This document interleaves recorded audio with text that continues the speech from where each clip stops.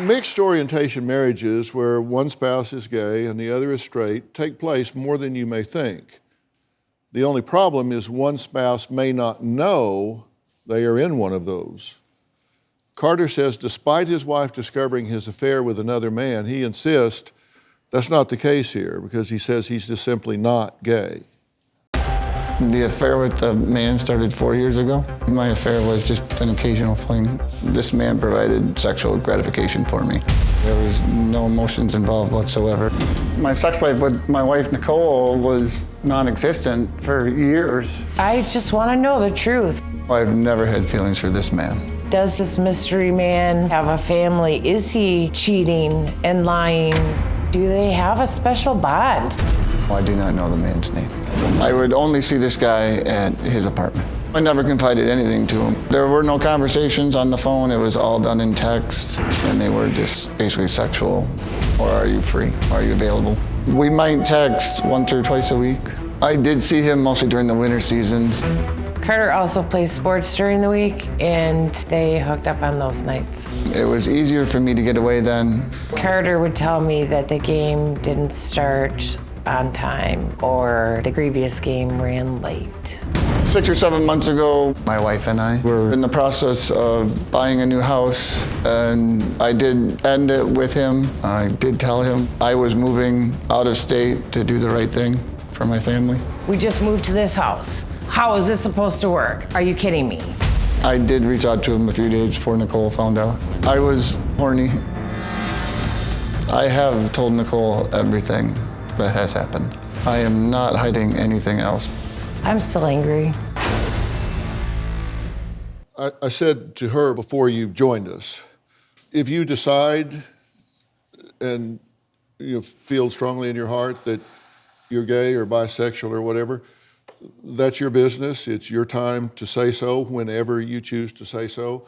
I hate it when somebody pushes somebody to do something they're not ready to do, so you're not going to hear that from me. What you are going to hear from me is that you owe it to her to be honest about what's going on in this relationship. So putting aside who it's with, there are inconsistencies in what you've told us and what you've told her, and they can't both be right. You said it was a hookup, drunk hookup.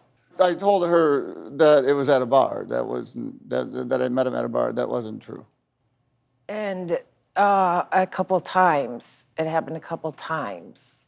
7, 8 months. It wasn't every day, though. It was a couple times through the 7, 8 months. Mm-hmm.